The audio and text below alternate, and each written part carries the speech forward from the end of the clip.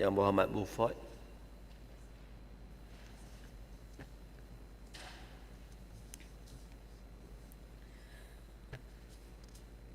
Bismillahirrahmanirrahim. Assalamualaikum warahmatullahi wabarakatuh. Salam sejahtera dan salam Malaysia Madani. Terima kasih Yang Berhormat Datuk Yang di-Pertua kerana memberi laluan kepada Beaufort untuk turut serta membahaskan titah diraja. Raja dan rakyat berpisah tiada, berbudi bahasa berhema tinggi. Masalah rakyat dikongsi bersama, daulat Tuanku Allah berkati. Menjunjung kasih atas titah Tuanku, sesungguhnya atas kebijaksanaan Tuanku dalam memayungi negara telah menjadikan Malaysia sebagai sebuah negara yang aman, damai, dihormati dan dilimpahi keberkatan. Patik dan seluruh rakyat Beaufort juga mendoakan kesejahteraan Tuanku agar diberi kesihatan dan juga keafiatan yang baik daulat Tuanku. Datuk Yang di-Pertua, pada tahun 2024, Malaysia telah mencapai pertumbuhan KDNK 5.1% dan jumlah perdagangan mencatat 2.88 triliun ringgit. Prestasi ekonomi Malaysia ini disokong oleh penggunaan domestik yang kokoh, sektor ekspor utama, usaha kemampanan dan peranan negara sebagai hub pelaburan yang semakin aktif. Datuk Yang di-Pertua, kita maklum bahawa blok ekonomi dan dasar ASEAN yang terdiri daripada 10 negara Asia Tenggara muncul sebagai ekonomi negara terbesar di dunia dengan jumlah keluaran dalam negara kasar KDNK sebanyak RM3.8 triliun pada 2023 dan gabungan penduduk berjumlah 677 juta. Saya amat mengharapkan agar kerajaan Malaysia selaku pengerusi pada tahun ini dapat manfaatkan peluang ini dengan menjadikan pemacu utama kepada ASEAN dalam menarik lebih ramai pelabur. Malaysia adalah satu-satunya anggota ASEAN yang mengambil bahagian secara aktif dalam perkongsian ekonomi komprehensif serantau RCEP, Perjanjian Komprehensif dan Progresif untuk Perkongsian Trans-Pasifik CPTPP dan BRICS. Pembabitan dalam pelbagai perjanjian membolehkan Malaysia mempelbagaikan rakan dagangannya dan mengembangkan peranan pasaran berangan dan perkhidmatan sekaligus mampu memacu pertumbuhan ASEAN itu sendiri. Kekuatan inilah yang kita perlukan sebagai sebuah kerajaan yang stabil dan mampu menjadi ikon kepada harimau Asia.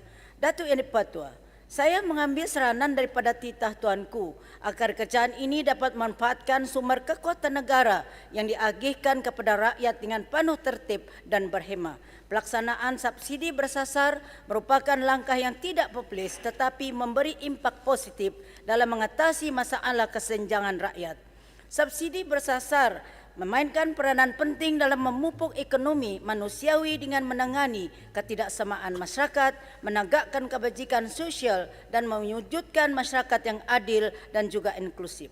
Langkah kerajaan melalui pelaksanaan subsidi bersasar di SIL pada tahun lalu telah memberikan penjimatan kira-kira RM7.2 bilion kepada negara. Penjimatan ini akan memberi ruang kepada kerajaan untuk mengagihkannya kepada golongan berpendapatan rendah melalui bantuan keluarga Malaysia dan juga sumbangan tunai rahmah. Selain itu, ia juga mampu digunakan untuk tujuan infrastruktur pembangunan yang mampu merapatkan jurang pembangunan di antara bandar dan juga luar bandar. Inilah harapan yang dizahirkan melalui ucapan titah Tuanku. Datuk Yang di-Pertua, dalam rangka usaha Malaysia mencapai sebuah negara maju dan juga menjadi ikon sebagai harimau Asia, saya mengharapkan agar kawasan Parlimen Beaufort juga tidak ketinggalan dalam dipacu arus pembangunan terutama dari aspek kebajikan rakyat dan juga pembangunan infrastruktur. Datuk Yang di-Pertua, pada 6 sehingga 10 hari bulan Februari yang lepas, Beaufort telah dilanda banjir yang telah menjejaskan lebih 1,000 isi rumah dan 507 orang telah dipindahkan di pusat pembinaan banjir di 2 tempat. Antara kampung yang terjejas adalah Kampung Bekalau, Mempagar, Kelias Baru, Kubu, Melalugus, Bingkul, Kampung Batu 60, Jempanga, Kebulu dan juga Ulu Klias. Datu yang dipertua, permasalahan ini setiap tahun pasti akan membelenggu rakyat di Beaufort. Banyak kajian yang telah dilaksanakan berkenaan dengan punca banjir dan juga langkah mengatasinya. JPS sendiri telah membuat kajian berkenaan Integrated River Basin Management IRMB Sungai Padas pada tahun 2019. Begitu juga dengan kajian total maksimum daily load Sungai Padas TMDL 2024, namun pelaksanaan terhadap kajian ini belum lagi dilaksanakan.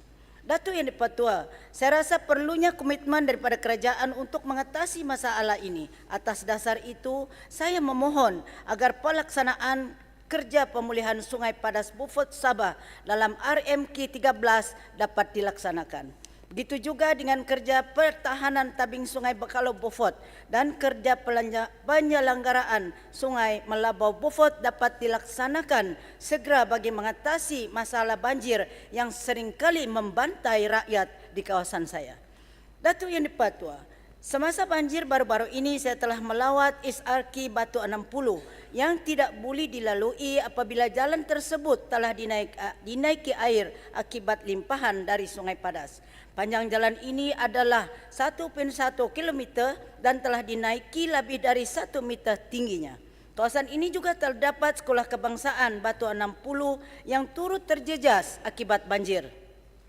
Setiap kali banjir, penduduk kampung akan terperangkap dan tidak boleh keluar kerana limpahan sungai ini deras dan boleh mengundang kepada kemalangan jiwa. Atas dasar itu, semasa lawatan bersama UCPD, Jurutera JKR dan juga Jurutera GPS, penolong pegawai pembangunan daerah Beaufort, kami telah melihat perlunya kerajaan mengambil inisiatif dengan melaksanakan kerja penambahbaikan dengan menaikkan aras jalan sehingga 1 meter untuk jangka masa pendek dan perancangan jangka masa panjang dengan membina jalan dan jambatan baru dari jalan utama.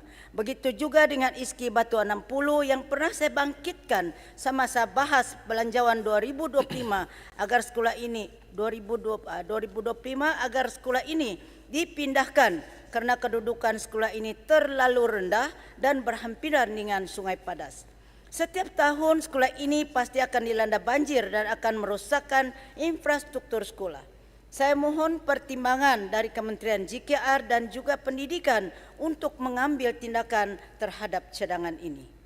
Datuk Yang Dipertua, Parlimen Beaufort telah mendapat program perumahan rakyat PPR Selagun yang mana projek ini telah mula dibina pada tahun 2012 dan telah siap pada tahun 2014. Pemilikan bangunan pada masa ini masih lagi di bawah Jabatan Perumahan Negara, Kementerian Perumahan dan Kerajaan Tempatan Malaysia. Saya ingin bertanya kepada kementerian, apakah penyebab PPR Selagun ini sehingga ke hari ini belum lagi dapat diserahkan kepada penduduk yang layak? Apakah perancangan kementerian untuk menyelesaikan masalah PPR Selagun ini agar ianya dapat dimanfaatkan oleh rakyat? Saya juga memohon kepada pihak kementerian atau KPKT agar pelaksanaan program perumahan rakyat kedua di Parlimen Beaufort dapat dilaksanakan memandangkan pada masa ini ramai penduduk kampung yang telah menerima notis pengusungan disebabkan tanah yang mereka duduki ini mahu dibangunkan untuk tujuan komersial oleh tuan tanah. Antara penduduk kampung yang terlibat adalah Kampung Bakalau, Kampung Jempanga, Kampung Melati dan juga Kampung Kuari yang melibatkan lebih 1,000 isi rumah yang akan kehilangan tempat tinggal. Selaku ahli parlimen, sayalah yang paling merasa terkesan apabila melihat rakyat di kawasan saya kehilangan tempat berteduh. Ditambah lagi penduduk yang tinggal di kampung tersebut merupakan golongan berpendapatan rendah dan merupakan orang tempatan. Saya memohon dan merayu kepada kementerian agar program perumahan rakyat di daerah Beaufort dapat dibina sebanyak 1,000 unit bagi menampung keperluan ini. PPR Selagun yang sedia ada pun hanya dapat menampung 67 isi rumah sahaja. Datuk Yang Dipertua, saya rasa perlunya dasar perumahan mampu milik negara ini diproaktifkan dengan melihat plan perancangan pembangunan di sesuatu kawasan. Di Parlimen Beaufort misalnya, projek perumahan yang ada adalah di bawah inisiatif swasta di mana harga bagi seunit rumah dijual dengan harga tidak mampu milik kepada rakyat berpendapatan rendah. Di Parlimen Beaufort juga masih banyak lagi tanah kerajaan yang boleh dibangunkan sebagai perumahan kepada rakyat. Namun, usaha ini perlu disokong oleh kementerian dengan meletakkan harga di bawah RM100,000 dengan mendapatkan subsidi daripada kerajaan. Dengan itu, kita akan dapat menyusun semula pendapatan penduduk yang akhirnya golongan berpendapatan rendah ini akan dapat menikmati rumah mereka sendiri atas inisiatif daripada kerajaan Malaysia Madani. Datuk Yang di-Pertua, baru-baru ini juga saya ada melawat klinik Kota Klias yang baru siap dibina. Saya mendapati perabot dan kelengkapan yang ada di klinik Kota Klias ini perlu diganti karena sudah terlalu usang dan tidak sesuai untuk digunakan. Saya mohon agar perkara ini diambil tindakan oleh pihak Kementerian Kesihatan. Datuk Yang di-Pertua, saya ingin minta tambah sedikit masa. Seperti apa yang telah dititahkan oleh tuanku agar kerajaan wajar terus menyokong pekebun kecil, petani penternak dan nelayan agar mereka juga turut mendapat manfaat dalam usaha pengorbanan mereka memastikan sistem rantaian bekalan makanan negara sentiasa terjamin. Atas dasar itu, dalam ucapan belanjawan lepas, setelah meminta agar Kementerian Pertanian di bawah Agensi Lembaga Kemajuan Ikan Malaysia atau LKIM dapat menyediakan peruntukan baik pulih rumah kepada nelayan di Parlimen Beaufort. Saya memohon agar perkara ini dipermudahkan dan tidak melalui banyak birokrasi yang menyusahkan kepada nelayan. Datuk Yang di-Pertua, begitu juga dengan komoditi negara. Saya ingin mengucapkan terima kasih kepada Menteri Perdagangan dan Komoditi yang telah meluluskan 2 batang jalan pekebun kecil di Parlimen Beaufort pada bulan November 2024. Namun, Datuk Yang di-Pertua, saya merasakan ada keperluan agar kementerian ini mengkaji semula pelaksanaan jalan ladang pekebun kecil ini untuk mengurangkan birokrasi bagi memastikan hasrat kerajaan itu benar-benar sampai kepada pekebun kecil. Saya dipahamkan selepas proses kelulusan dari kementerian, ianya akan diserahkan kepada agensi di bawah kementerian yang terlibat seperti MPOB, LGM atau LKM dan diselaraskan dengan Jabatan Pengairan Saliran yang akan mengatur tender dan menentukan kontraktor yang berjaya. Proses ini sahaja telah mengambil masa berbulan-bulan dan sehingga hari ini projek tersebut belum dapat dilaksanakan. Maka saya mencadangkan agar kementerian mengkaji semula pelaksanaan ini dengan meletakkan tanggungjawab pelaksanaan tender dan kontraktor yang dipilih ini di bawah tanggungjawab agensi kementerian. Perkara ini penting agar ianya tidak melibatkan terlalu banyak pihak sehingga perkara mudah menjadi rumit. Saya mohon cadangan ini dapat dipertimbangkan. Datuk Yang di-Pertua, saya juga ingin menyentuh cadangan agar Risda menjadi pembeli getah tunggal untuk minta lagi sikit tu. Dah banyak dah saya bagi Yang Hormat. Sikit lagi ya. Saya juga ingin menyentuh cadangan Yang Hormat. Saya ingat gulung Yang Hormat. Sekejap ya. Sekejap. Saya juga ingin menyentuh cadangan agar Risda menjadi pembeli getah tunggal untuk getah yang dikeluarkan oleh pekebun kecil. Pada masa ini pekebun kecil bergantung kepada harga lantai yang ditetapkan oleh kerajaan iaitu RM3 sekilo melalui insentif pengeluaran getah IPG dengan peruntukan kerajaan 400 juta. Maka saya melihat perlunya satu kerangka dasar bagi menyokong usaha pekebun kecil getah ini untuk mendapatkan harga getah yang lebih bermeruah dengan menjadikan Risda sebagai pembeli tunggal dan boleh menjamin harga yang lebih kompetitif kepada pekebun kecil. Usaha ini juga perlu disokong dengan pelaksanaan dasar oleh kerajaan yang perlu menetapkan stok getah tempatan atau dihabiskan terlebih dahulu sebelum input getah dilaksanakan serta penguatkuasaan cukai kepada getah yang diinput. Saya amat yakin dan percaya usaha ini bukan sahaja dapat memberi penjimatan kepada kerajaan daripada menanggung IPG tetapi turut memperkasa industri getah negara untuk kekal kompetitif di pasaran antarabangsa dan akhirnya pekebun kecil getah ini juga akan turut mendapat manfaat yang lebih besar. Datuk Yang di-Pertua, kesimpulannya, kerajaan Madani hari ini terbina atas dasar semangat dan juga kesatuan yang telah berjanji untuk tidak sesekali melanggar perlembagaan persekutuan berhubung kedudukan Islam, keistimewaan Melayu Bumi-Putra, kedaulatan Raja-Raja Melayu dan bahasa Melayu. Saya tegaskan di Dewan Yang Mulia ini bahawa Bofot tidak menyokong sama sekali cadangan untuk melantik Menteri Al-Hiwal Agama lain kerana ianya bertentangan dengan Perlembagaan Persekutuan. Menteri Perpaduan telah diamanahkan untuk memacu agenda perpaduan nasional bagi memastikan kesejahteraan dan keharmonian rakyat Malaysia terjaga dan terpelihara.